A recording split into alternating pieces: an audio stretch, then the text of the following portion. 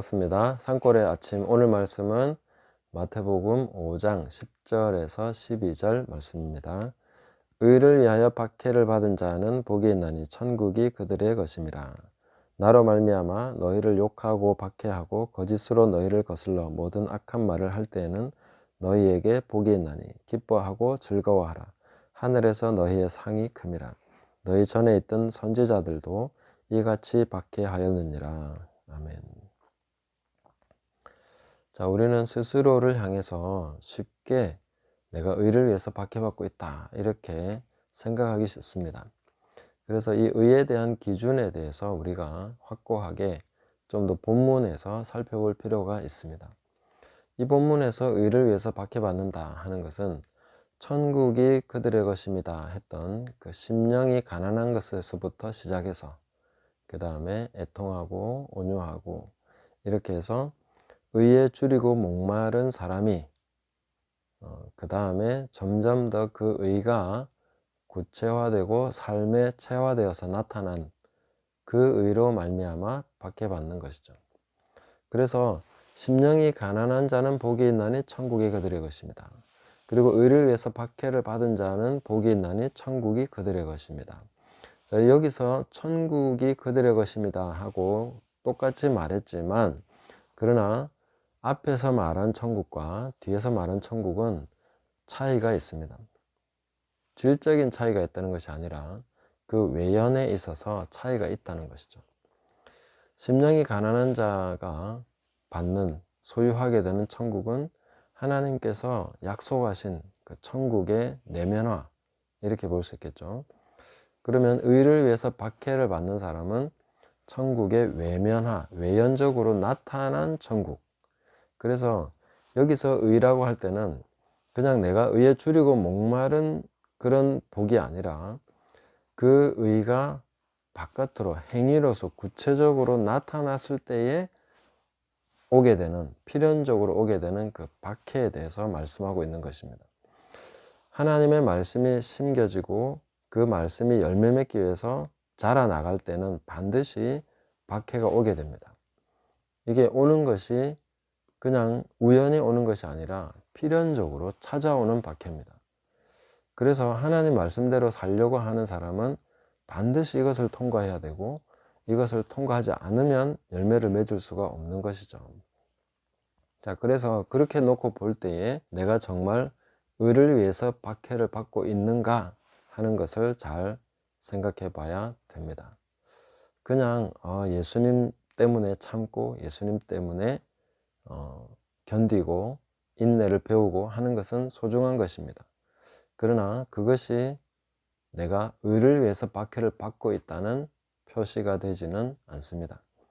내가 의를 위해서 박해를 받으려면 이 외적으로 의로운 행동이 나타난 상태에서 박해가 와야 되는 것이죠. 우리는 주로 박해를 받고 또 힘든 일을 겪어가는 것은 자신의 어리석음 때문에 또 잘못된 그런 판단과 실수와 죄 때문에 받는 것이죠. 자신의 허물 때문에 힘들게 되고 고통을 겪게 되는 경우가 거의 대부분이겠죠. 자, 이런 것을 놓고 내가 의를 위해서 박해받고 있다라고 생각할 수는 없는 것이겠죠. 그래서 이 의를 위한 박해는 굉장히 성숙한 사람, 하나님의 말씀을 구체적으로 실천할 때에 오는 박해를 얘기하는 것입니다. 그리고 그 말씀을 증거하기 위해서 감당해야 되는 그 삶의 무게, 그리고 자신이 짊어지고 가야 되는 그 존재의 무게를 감당하는 그런 사람이 박해를 겪게 되는 것이죠. 그런 사람은 천국이 그들의 것이다. 이제 이 천국은 바깥으로 나타나는 능력이나 지혜나 여러 가지 삶의 정황 속에서 하나님의 나라가 구체적으로 실현되어 가는 그런 삶을 살아가게 된다 하는 것을 보여주고 있습니다.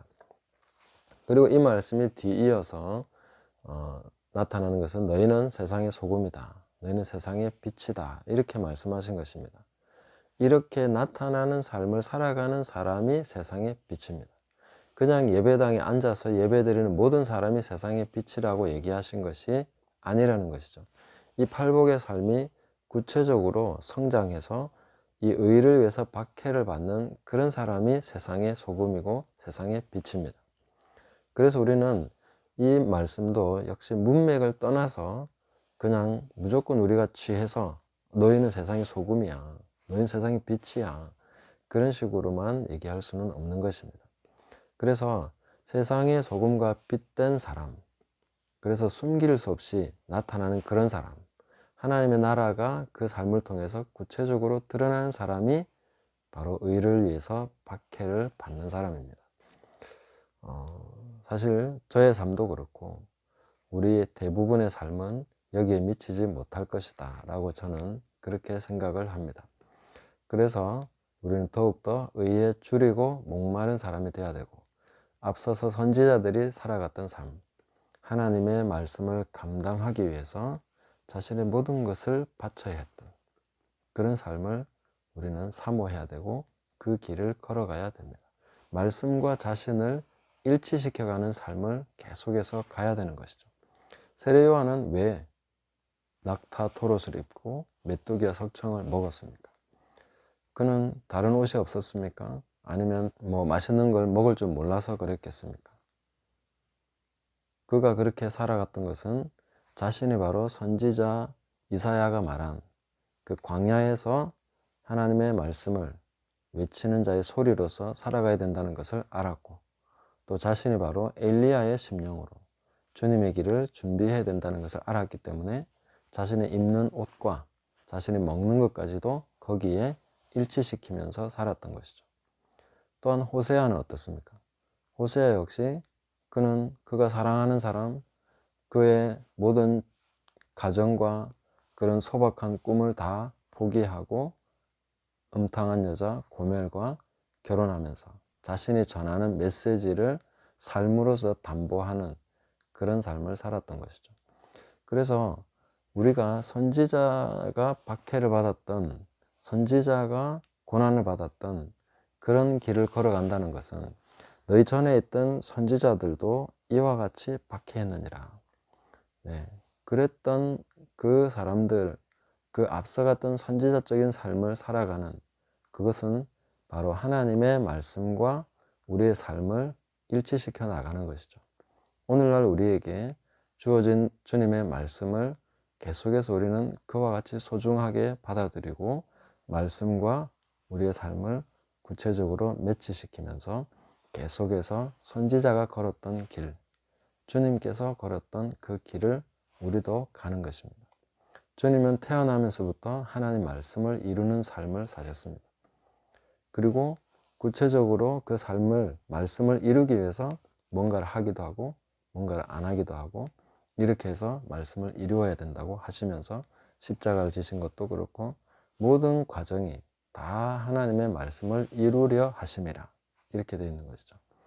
오늘날 우리가 우리 삶을 살아가는 모든 목표, 그 과정이 바로 이 하나님의 기록된 말씀을 우리의 삶에 일치시켜 나가고 또 그 말씀이 육화가 되는 삶, 내 삶에서 말씀이 살아나고 움직이고 삶이 되는 그런 삶을 우리가 계속 추구해 나가야 되고, 주님께서 우리를 불러주셔서 맡겨주시는 메시지를 짊어지고 가기 위해서 다른 많은 사람들이 누릴 수 있는 그런 것들을 포기하고 버리고 혹은 비난받고 조롱받을 수 있는 그런 삶을 선택하고 살아야 되는 것이죠.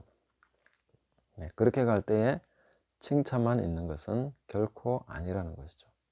박해가 반드시 따라오게 됩니다. 알아보는 사람이 그렇게 많지 않을 것입니다. 그런 삶에 대해서 박수 쳐줄 사람 거의 없을 것이다. 이렇게 볼 수 있습니다.